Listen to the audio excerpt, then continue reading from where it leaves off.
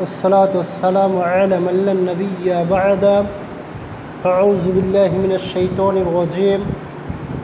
بلغ ما أنزل إليك من ربك. وعن أبي هريرة رضي الله تعالى عنه قال قال رسول الله صلى الله عليه وسلم كفى بالمرء كذبا أن يحدث بكل ما سمع. رواه المسلم. وفي رواية وقال النبي صلى الله عليه وسلم من كذب علي متعمدا فليتبعه مقعده من النار. رواه البخاري ومسلم.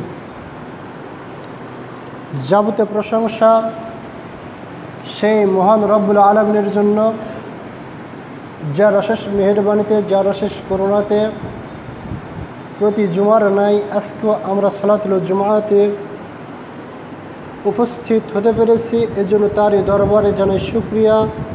সকলে পড়ছি আলহামদুলিল্লাহ। দুরুদ ও সালাম বর্ষিত হোক মানবতার মুক্তির দূত সাইয়্যিদুল মুরসালিন খাতামুন নবীয়্যিন জনাব হযরত মুহাম্মদ, আমরা সকলে পড়ছি সাল্লাল্লাহু আলাইহি ওয়াসাল্লাম। পুরো বাংলাদেশ রাসূল মুহাম্মদ সাল্লাল্লাহু আলাইহি ওয়াসাল্লামের জামানায় এর যুগকে রাসূল মুহাম্মদ সাল্লাল্লাহু আলাইহি ওয়াসাল্লাম যেখানে তার জন্মভূমি সেখানে আমরা মরুভূমি নামে চিনি, বাংলাদেশের মরুভূমিতে পরিণত হয়েছে। এত পরিমাণ খরা আর এত পরিমাণ রোদ,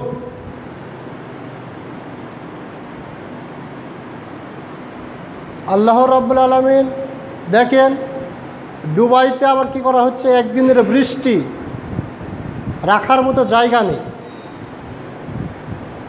একদিন আল্লাহ রাব্বুল আলামিন বৃষ্টি দিয়েছেন, যেই বৃষ্টি বন্যাতে পরিণত হয়েছে।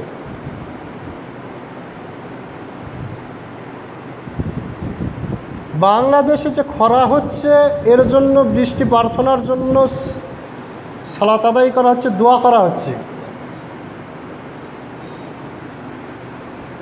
এটা আল্লাহর পক্ষতে এক ধরনের গজব।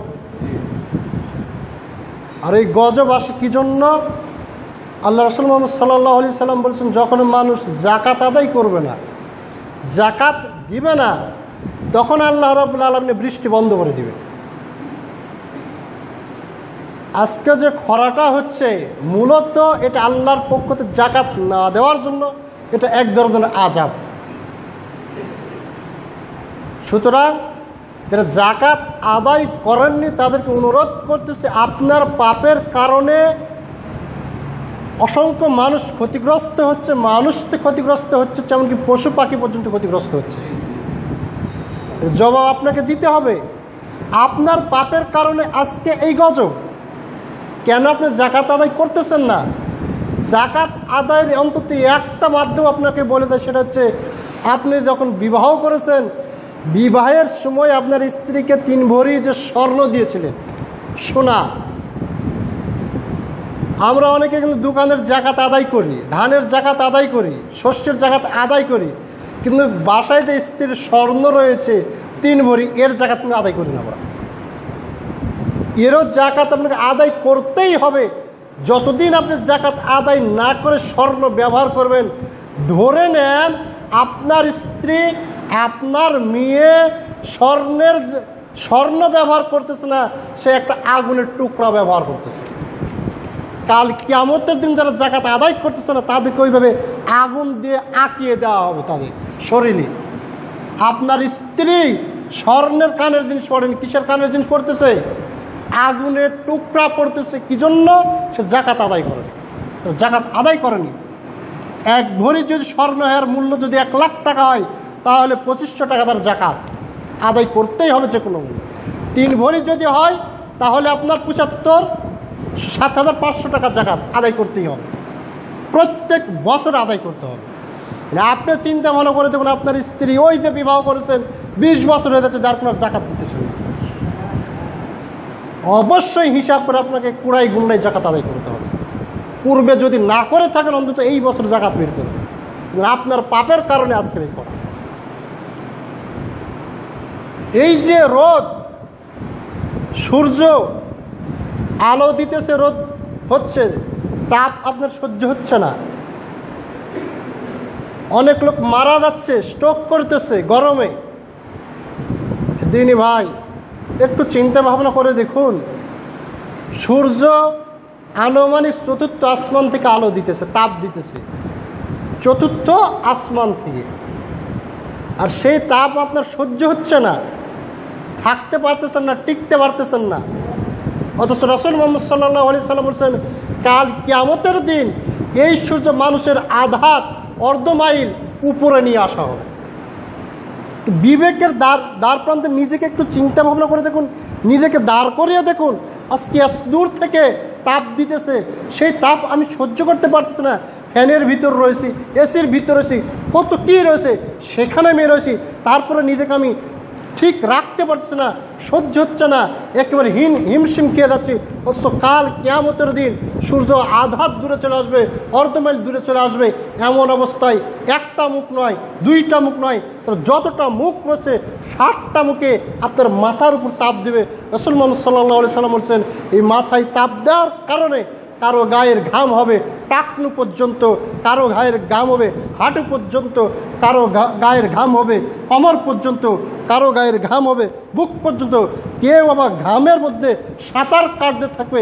এইরকম পরিস্থিতি হবে এই কিয়ামতের দিন। এমন মুহূর্তে আল্লাহ রাব্বুল আলামিন 7 শ্রেণীর ব্যক্তিকে আরশের ছায়াতলে স্থান দেবে, যেই দিন আরশের ছায়া ব্যতীত আর কোনো ছায়া থাকবে না। সে 7 শ্রেণীর ব্যক্তি যে যেখানে যেভাবে রয়েছেন সেখানে সেইভাবে সে 7 শ্রেণীর ব্যক্তির গুণ অর্জন করার আল্লাহ রাব্বুল আলামিন আমাদেরকে তৌফিক দান করুন। সকলে বলছে আল্লাহ আমিন।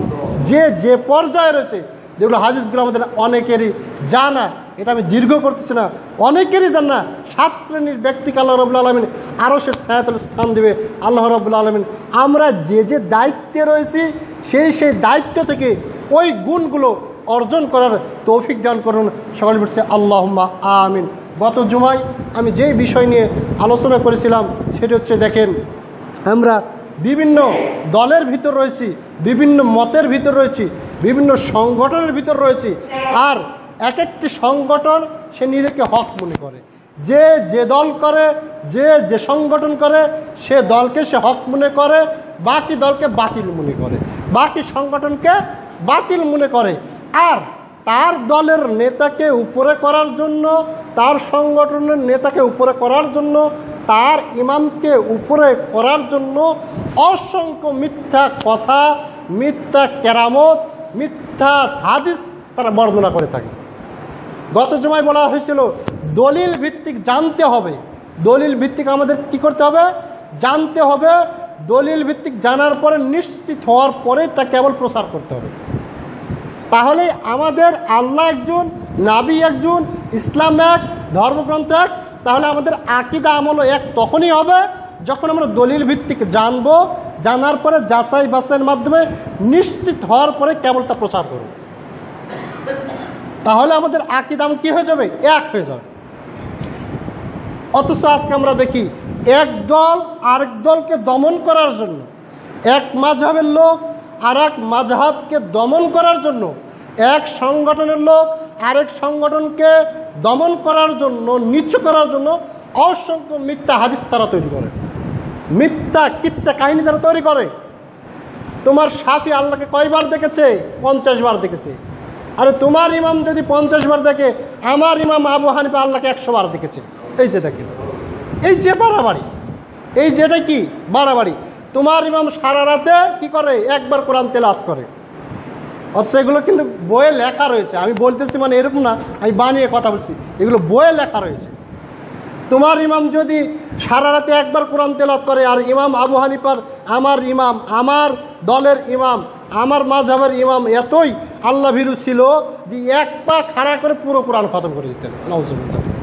এগুলো কি বাড়াবাড়ি, এগুলো মিথ্যা হাদিস তৈরি করা। ঠিক অনুরূপভাবে মাযহাবের নাম দিয়ে ইমাম শাফিকে দমন করার জন্য হানাফি মাযহাবের অসংখ্য ব্যক্তিরা, এই আলেম শ্রেণীর ব্যক্তিরা অসংখ্য মিথ্যা হাদিস তারা তৈরি করেছে মাযহাবের নাম করে। ঠিক অনুরূপভাবে ইমাম আবু হানিফাকে, হানাফি মাযহাবকে দমন করার জন্য ইমাম শাফির যে সমস্ত আলেম রয়েছে অসংখ্য মিথ্যা হাদিস তারা তৈরি করেছে। আর যেহেতু নিজের নামে নিজে যদি হাদিস তৈরি করে তাহলে এটা তো হবে না, যার কারণে রাসূলের নাম দিয়ে তারা মিথ্যা হাদিস তৈরি করেছে। রাসূল বলেছেন, রাসূল এই কাজ করেছেন, আমার ইমাম সম্পর্কে রাসূল এটা বলেছেন, আমার ইমামকে দেখেছি রাসূল স্বপ্নে এই কাজ করেছেন, এটা করেছেন, সেটা করেছেন ইত্যাদি। এই কথা বলে রাসূলের নামে অসংখ্য মিথ্যা হাদিস তারা বর্ণনা করে থাকে। যার কারণে আলোচনায় বলা হচ্ছিল যে প্রত্যেকটা বিষয় আপনি কি সহজ জানবেন, দলিল সহজ জানবেন, আর সেই দলিলটা কি করবেন, যাচাই করবেন। সুতরাং মিথ্যা কথা থাকবে, মিথ্যা তাফসির থাকবে, মিথ্যা হাদিস থাকবে, এটা আমার কথা নয়, এটা স্বয়ং রাসূল মুহাম্মদ সাল্লাল্লাহু আলাইহি সাল্লাম বলতেছেন। প্রখ্যাত সাহাবী আবু হুরায়রা রাদিয়াল্লাহু আনহু তিনি বলেন, রাসূল মুহাম্মদ সাল্লাল্লাহু আলাইহি ওয়াসাল্লাম বলেছেন, ইয়াকুনু ফিজ জামান আখিরুজ জামান দাজ্জালুনা ওয়া কাযযাবুনা ইয়াতুনাকুম মিনাল আহাদিসি বিমা লাম তাসমাউ আনতুম ওয়ালা আবাউকুম ফা ইন্নাকুম ওয়া ইয়াহুম লা ইয়াজিল্লুনাকুম ওয়ালা ইয়াফতিনাকুম। রাহুল মুসলিম। আবু হুরায়রা বলেন, রাসূল মুহাম্মদ সাল্লাল্লাহু আলাইহি সাল্লাম বলেছেন, শেষ জামানায় এমন অনেক লোক বের হবে, যারা হচ্ছে দাজ্জাল, যারা হচ্ছে কাযযাব মিথ্যাবাদী। এক শ্রেণীর দাজ্জাল বের হবে, এক শ্রেণীর মিথ্যাবাদী বের হবে, যারা কি করবে, তোমাদের নিকট এমন সব মন গড়া হাদিস নিয়ে আসবে, এমন কিছু রাসূলের নামে হাদিস বর্ণনা করবে যা তোমরা কোনোদিন শুনোইনি, যা তোমরা কোনোদিন শুনোনি। তোমরা তো শুনোনি, এমনকি তোমাদের বাপদাদার পর্যন্ত এইরকম হাদিস শুনেনি। অতএব তোমরা তাদের কাছ হতে তোমরা সাবধান থাকবে, তাদের হতে তোমরা দূরে থাকবে, কেননা তারা যেন তোমাদেরকে গুমরাহ করতে না পারে। আর এরা হচ্ছে সবচাইতে বড় বিপদগ্রস্ত, সবচাইতে বড় গুমরাহী এই শ্রেণীর ব্যক্তিরা, যার কারণে এদের কাছ হতে তোমরা দূরে থাকবে, যাতে করে তাদের গুমরাহী তোমাদেরকে গুমরাহ করতে না পারে।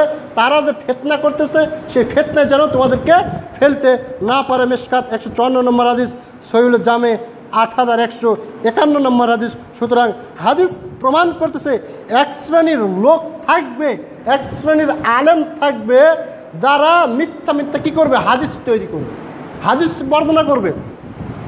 সঠিকটা জানার পরেও এক শ্রেণীর আলেমরা দুনিয়াবি স্বার্থে, নিজ স্বার্থে, সঠিকটা জানার পরেও তারা মিথ্যা কথা বলবে, মিথ্যা হাদিস উল্লেখ করবে দুনিয়াবি স্বার্থে। যার কারণে রাসূল মুহাম্মদ সাল্লাল্লাহু আলাইহি ওয়াসাল্লাম বলেছেন, কাল কিয়ামতের দিন 3 শ্রেণীর মাধ্যমে জাহান্নাম উদ্বোধন করা হবে।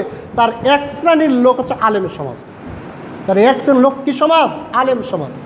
এদের মাধ্যমে জাহান্নাম উদ্বোধন করা হবে। কি জন্য? তারা সত্যকে গোপন করত, তার সঠিকটা জানতো, দুনিয়াবি স্বার্থে তার কি করতো, সত্যটাকে গোপন করতো। সহিহ মুসলিম 1905 নম্বর হাদিস, আবু দাউদ 3663, ইবনে মাজাহ 252 নম্বর হাদিস। আবু হুরায়রা রাদিয়াল্লাহু তাআলা আনহু তিনি বলেন, এই হাদিসটা বোঝার চেষ্টা করবেন, প্রত্যেক ব্যক্তি এই হাদিস থেকে শিক্ষা গ্রহণ করার চেষ্টা করবেন। আলোচনা করতেছিলাম দলিল ভিত্তিক জানতে হবে, দলিল ভিত্তিক জানার পরে নিশ্চিত এটা সঠিক, এরকম নিশ্চিত হওয়ার পরেই কেবলটা প্রচার করতে হবে।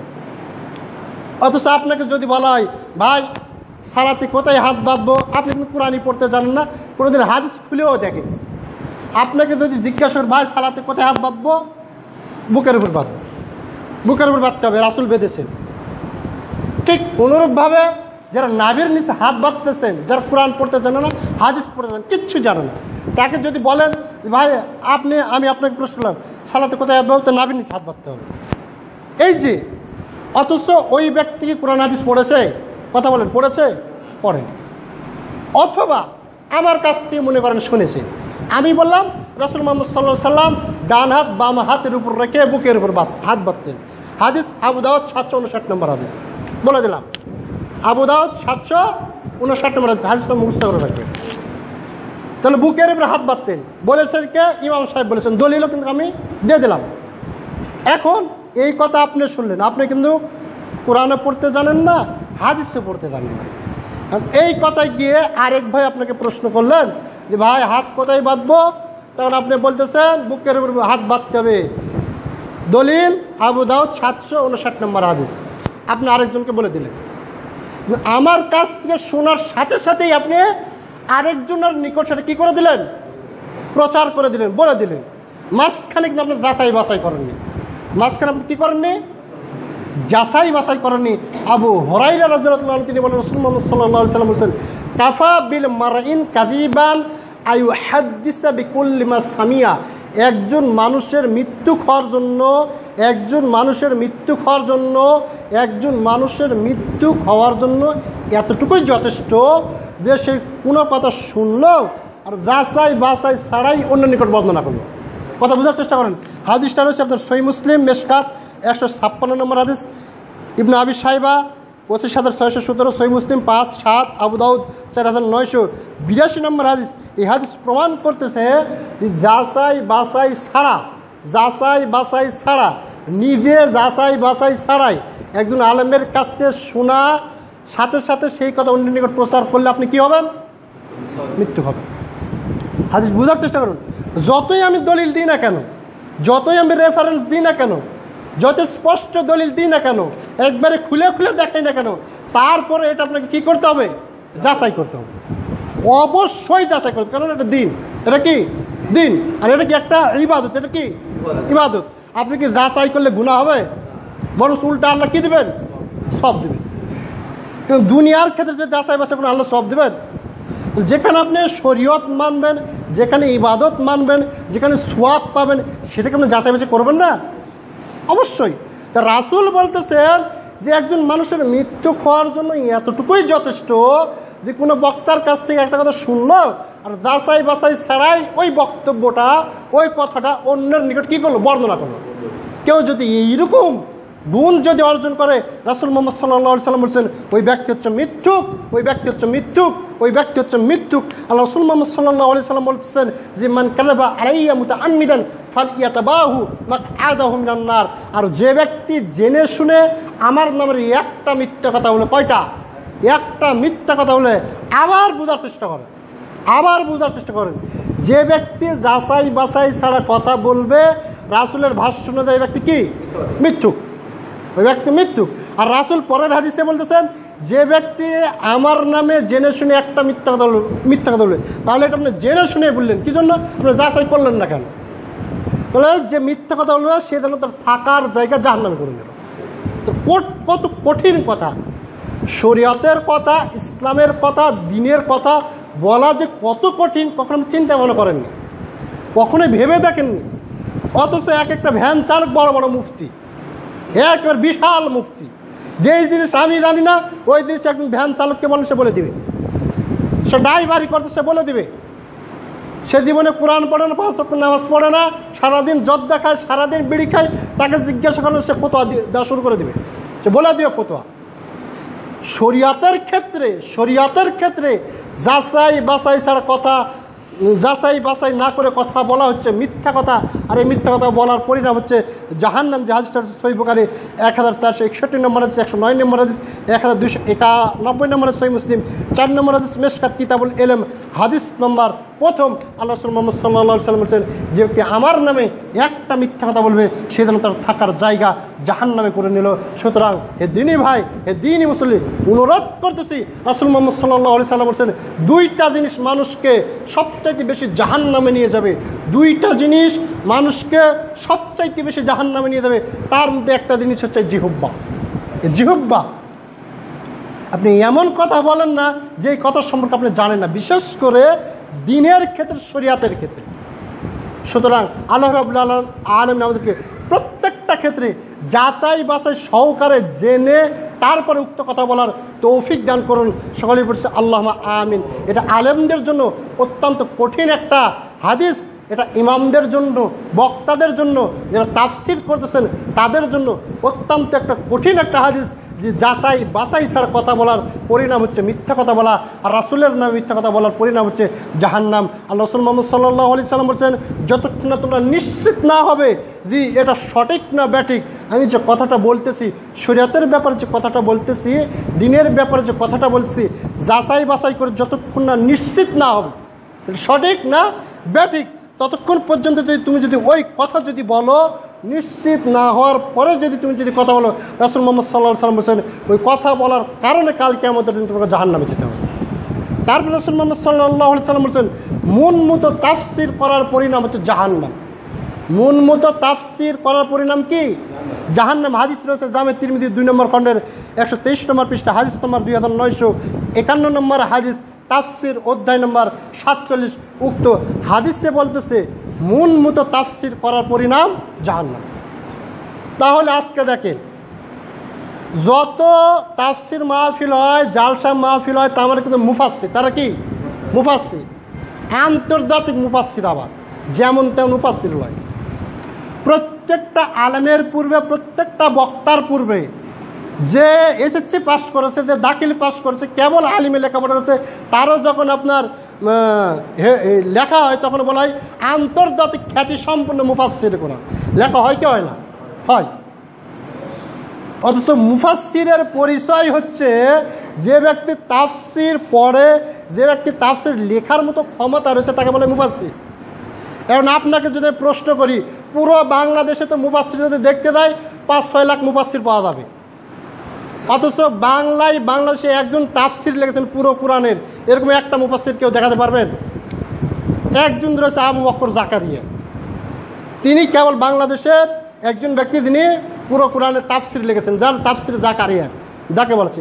এ ব্যতীত বাংলাদেশের কোনো ব্যক্তি আল কোরআনের পুরো কোরআনের তাফসীর লিখতে পারেন। তাহলে মুফাসসির 3 লাখ, মনে করেন মুফাসসির কয় লাখ? 3 লাখ। তো এত মুফাসসির থাকলে কোরআনের কি একটা তাফসীর বের করতে পারে না তারা? এগুলো মুফাসসির নয়। মন মতো তাফসীর করার পরিণাম হচ্ছে জাহান্নাম। আজকে জালসা মাহফিল বলেন, তাফসীর মাহফিল বলেন, দেখেন তাদের অবস্থা। কোরআনের একটা আয়াত পাঠ করতেছে, বাকি 3 ঘন্টা ইচ্ছা অনুযায়ী তাফসীর করতেছে, ইচ্ছা অনুযায়ী কিচ্ছা কাহিনী দিয়ে তাফসীর করতেছে। আর মানুষও পাগল, মুসার কাহিনী বলবেন, দাউদ আলাইহিস সালামের গায়ে ঘা হয়েছিল এই কাহিনী বলবেন, ইউসুফ জুলাইকার কাহিনী বলবেন, সুর সার দিয়ে রস দিয়ে কথা বলবেন, কত যে সুন্দর লাগে, মজা লাগে। আর এই যে আজকে আমি যে আলোচনা করতেছি ভালো লাগতেছে না, ঘুমাচ্ছে। এখানে সুর নাই, এখানে মজা নাই, রস নাই। অথচ দিনী ভাই, হে দিনী মুসল্লি, একটু চিন্তা ভাবনা করে দেখুন তো, আপনার পুরো জীবনে যদি মুসা আলাইহিস সালামের কাহিনী যদি না শুনেন, কাল কিয়ামতের দিন কি আপনাকে ধরা হবে? আপনার পুরো জীবনে যদি ইউসুফ জুলাইকার কাহিনী যদি না শুনেন, কাল কিয়ামতের দিন ধরা হবে? 25 জন নবী কোরআনে রয়েছেন, পুরো 25 জন নবী মুহাম্মদ সাল্লাল্লাহু আলাইহি ওয়াসাল্লাম ব্যতীত পুরো 24 জন নবীর কাহিনী সম্পর্কে যদি না জানেন, কাল কিয়ামতের দিন আপনাকে ধরা হবে। কিন্তু আপনার সালাত যদি রাসূলের তরিকা অনুযায়ী না হয়, কাল কিয়ামতের দিন আপনি নাজাত পাবেন। অথচ দেখেন এত তাফসীর মাহফিল হলো, কিন্তু আল্লাহু আকবার বলে সালাত শুরু থেকে সালাম পর্যন্ত 3 ঘন্টায় আপনি একটা মুফাসসির বের করুন তো, যে রাসূল মুহাম্মদ সাল্লাল্লাহু আলাইহি ওয়াসাল্লামের তরিকা অনুযায়ী সালাতের নিয়ম কানুন, পুরো সালাতে একবার সুন্দরভাবে দলিল ভিত্তিক আলোচনা করছেন, একটা মুফাসসির বের করুন তো। তাফসীরের বক্তা থেকে একজন আলেম বের করুন। অথচ রাসূল মুহাম্মদ সাল্লাল্লাহু আলাইহি ওয়াসাল্লাম সল্লু কামা রাআইতুমুনি সাল্লি, তোমরা সালাত সেইভাবেই আদায় করো যেইভাবে আমাকে আদায় করতে দেখেছো। তাই রাসূল মুহাম্মদ সাল্লাল্লাহু আলাইহি ওয়াসাল্লাম বলেন, যারা মন মতো তাফসীর করবে, যারা মন মতো তাফসীর মানে কি? কোরআনের কি ব্যাখ্যা, কোরআনের কি ব্যাখ্যা। আপনি যতটুকু জানেন ততটুকু বলার চেষ্টা করুন, দলিল ভিত্তিক যতটুকু জানেন ততটুকু বলার চেষ্টা করুন। কিন্তু আপনি ইচ্ছা অনুযায়ী যদি বাড়াতে যান, রাসূল মুহাম্মদ সাল্লাল্লাহু আলাইহি ওয়াসাল্লাম বলছেন এই বাড়ানোর পরিণাম হচ্ছে জাহান্নাম। সুতরাং হে দিনী ভাই, হে দিনী মুসল্লি, অনুরোধ করছি প্রত্যেকটা ক্ষেত্রে আপনি যাচাই বাছাই সহকারে জানবেন। যাকে আপনি আলেম নির্বাচন করবেন, যাকে আপনি বক্তা নির্বাচন করবেন, সেখানে দেখবেন সে কোরআন এবং হাদিসের দলিল ভিত্তিক আলোচনা করে কিনা। যদি করে তাহলে তাকে নিয়ে আসার চেষ্টা করবেন। সুর দেখে বর্জন করার চেষ্টা করুন, কেননা সুর আপনার অন্তরটাকে মেরে ফেলে দেয়। ইমান বৃদ্ধি পায় অন্তরে, ইমান বৃদ্ধি পায় অন্তরে। আর রাসূল মুহাম্মদ সাল্লাল্লাহু আলাইহি সাল্লাম বলতেছেন যে কবিতা, গান, এইগুলো যেগুলো রয়েছে, সুরের যেগুলো বিষয়গুলো রয়েছে, এগুলোর মাধ্যমে তাদের অন্তর সম মরে যায়, তাদের অন্তর কি হয়? মরে যায়। তাহলে যেই বক্তা সুর দিয়ে গান দিয়ে আলোচনা করে, সে ইমান ঢুকার জায়গা যে অন্তর, সে অন্তরটাই মরে যায়। যার কারণে যখন কোরআন হাদিসের সঠিক কথা তার নিকট উপস্থাপন করা হয়, তখন আর অন্তর আর ঢুকে না। কি জন্য? তার অন্তর কি হয়েছে? মরে গেছে। যার কারণে হক কথা তার ভালো স্বভাব। আজকে যখন আপনাকে বলা হয় মানে প্রত্যেকটা বিষয় যাচাই বাছাই করুন, আপনি সালাতে এভাবে আদায় করতেছেন কেন? আল্লাহ রাসূল মুহাম্মদ সাল্লাল্লাহু আলাইহি ওয়াসাল্লামের সহিহ বুখারী খুলুন অথবা মিশকাতে একটা হাদিস কিনে নেন, 300-400 টাকা লাগে কিনে নেন, সালাত অধ্যায় রয়েছে, সেখান থেকে রাসূল মুহাম্মদ সাল্লাল্লাহু আলাইহি ওয়াসাল্লাম কীভাবে সালাত আদায় করছেন সেভাবে আদায় করুন। তখন আপনি বলেন বাবা হ্যাঁ আমি অশিক্ষিত মানুষ, আমি অত কিছু বুঝি না, আমার এগুলো পড়ার সময় অত কিছু বুঝি না, এই যাচাই বাছাই করার মতো আমার জ্ঞান নাই। অথচ ওই ব্যক্তিকে একটা উদাহরণ দিয়ে আমার আলোচনা শেষ করে দেখেন, এখানে যেই ব্যক্তি একেবারে মূর্খ, অক্ষর জ্ঞান যার ভিতর নাই, এই উদাহরণ দিয়েছিলাম আবার বলছি, যার ভিতর অক্ষর জ্ঞান নাই, কিচ্ছু বোঝে না, একেবারে মূর্খ, এখানে 5 শতক জমি ক্রয় করবে, জমির মালিক মনে করেন এই শরৎ ভাই, এই লোকটাকে খারাপ মনে হয়, দাঁড়িয়ে রয়েছে, আমাদের দৃষ্টিকোণ থেকে একেবারে ক্ষুধা বেরু তাকওয়াশীল 5 ওয়াক্ত সালাত আদায়কারী এমন ব্যক্তির 5 শতক জমি ক্রয় করবে ওই ব্যক্তি, কোন ব্যক্তি যে কোরআন হাদিস কিচ্ছু বোঝে না, যার ভিতর কোনো অক্ষর জ্ঞান নাই, সে জমির কাগজপাতি কিচ্ছু বোঝে না, এমন ব্যক্তি ক্রয় করে 5 লাখ টাকা দিয়ে 5 শতক জমি। কয় শতক জমি? 5 শতক জমি। এখন আমি মনে করেন ইমাম তো মনে হয় আল্লাহ বিরুদ্ধ দিক দিয়ে হয়তো ইমাম রেখেছেন, যদি হয়তো বা আল্লাহ বিরুদ্ধ দিকে আপনার সাথে কম হতে পারে, কিন্তু হয়তো ইমাম নিযুক্ত করা হয় যে ব্যক্তি আল্লাহ ভীরু, এই তো নাকি?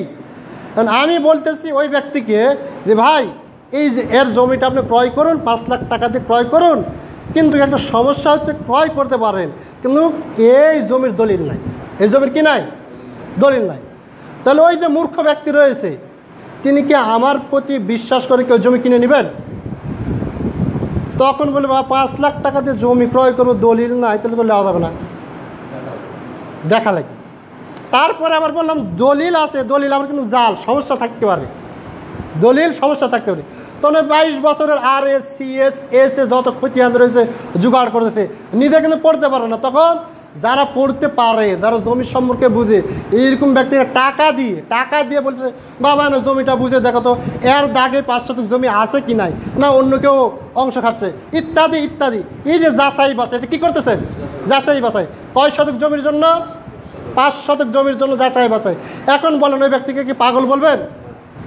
ও দুনিয়াবি ক্ষেত্রে তো আপনি যাচাই বাছাই ঠিকই করতেছেন, দুনিয়াবি 5 শতক জমির জন্য যাচাই বাছাই করছেন, ঠিক অনুরূপভাবে 1000 টাকার নোট দিলে তো ঠিকই যাচাই বাছাই করছেন।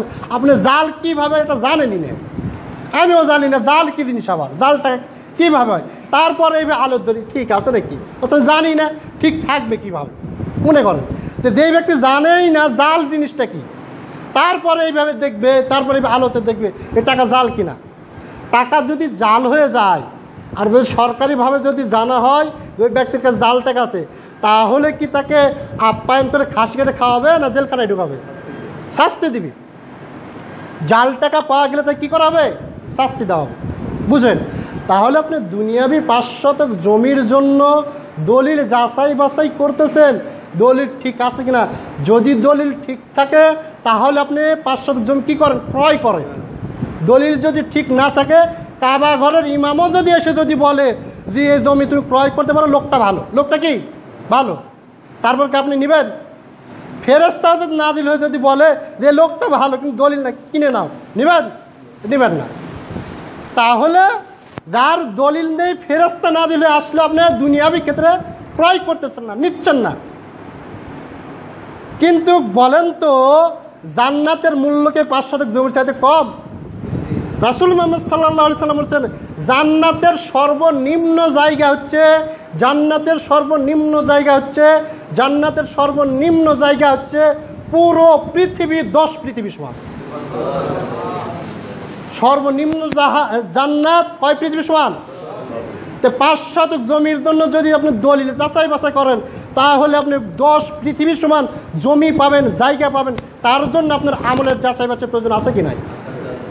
সেই ক্ষেত্রে আপনি কিভাবে বলেন যে আমি দিনের ক্ষেত্রে ওটা ভালো বুঝি না, কীভাবে সালাত আদায় করে ইমামরা বুঝে, ওই ব্যক্তিরা বুঝে, ইত্যাদি ইত্যাদি বলে এই কথা বলে আপনি পার পাবেন না। হে দিনী ভাই, হে দিনী মুসলিম, অনুরোধ করছি দুনিয়ার পণ্য নেওয়ার ক্ষেত্রে যেরকম আপনি যাচাই বাছাই করে সঠিক হলে গ্রহণ করেন, ঠিক অনুরূপভাবে দুনিয়ার যত বড়ই ব্যক্তি বলুক না কেন, আপনার দৃষ্টিকোণ থেকে সঠিক হলে গেছে আপনি সেটা কি গ্রহণ করেন, সেটা আপনি নেন।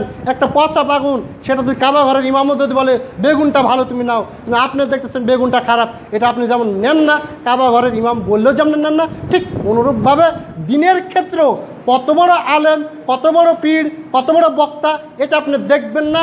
আপনি দেখবেন তিনি যে কথাটা বললেন সেই কথাটা সঠিক কিনা, সেই কথাটা সই কিনা।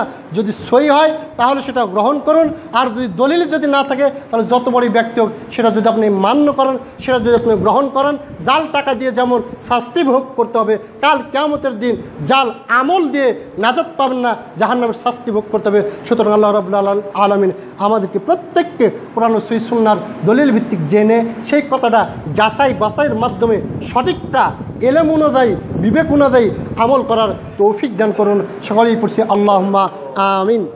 আমরা ব্যক্তিগতভাবে যেগুলো মাসলা মাসাইল দিই দিনের ব্যাপারে, আল্লাহ রাব্বুল আলামিন আমাদের জিহ্বাকে সংরক্ষণ করার তৌফিক দান করুন। সকলেই বলছে আল্লাহুম্মা আমিন। আল্লাহ সম্পর্কে, নবীর সম্পর্কে যখন কথা আসবে তখনই আল্লাহকে ভয় করে মুখটাকে বন্ধ করার তৌফিক দান করুন। সকলেই বলছে আল্লাহুম্মা আমিন।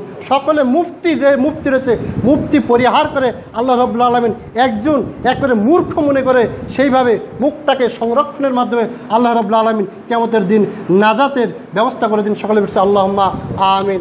এই যে খরা রয়েছেন আল্লাহ রাব্বুল আলামিন অতি শীঘ্র যেন আল্লাহ রাব্বুল আলামিন রহমতের বৃষ্টি যেন দান করেন। সকলে বলছে আল্লাহুম্মা আমিন। যে সমস্ত ভাইয়েরা মুমিন ব্যক্তিরা রয়েছেন যাদের অপরাধের কারণে, যাদের পাপের কারণে আল্লাহর যে গজবটা নাজিল করছেন আল্লাহ রাব্বুল আলামিন তাদের অপরাধগুলো মাফ করে দিয়ে আল্লাহ রাব্বুল আলামিন রহমতের বৃষ্টি বর্ষণ করার তৌফিক দান করুন। সকলে বলছে আল্লাহুম্মা আমিন। আমরা যারা মুমিন ব্যক্তি রয়েছি আল্লাহ রাব্বুল আলামিন তাদেরকে ধৈর্য ধারণ করার তৌফিক দান করুন। সকলে বলছে আল্লাহুম্মা আমিন। সর্ব অবস্থায় আল্লাহর শুকরিয়া আদায়ের মাধ্যমে আল্লাহর সন্তুষ্টি অর্জন করার, আল্লাহর ইবাদত বন্দেগী করার তৌফিক দান করুন। সকলে বলছে আল্লাহুম্মা আমিন।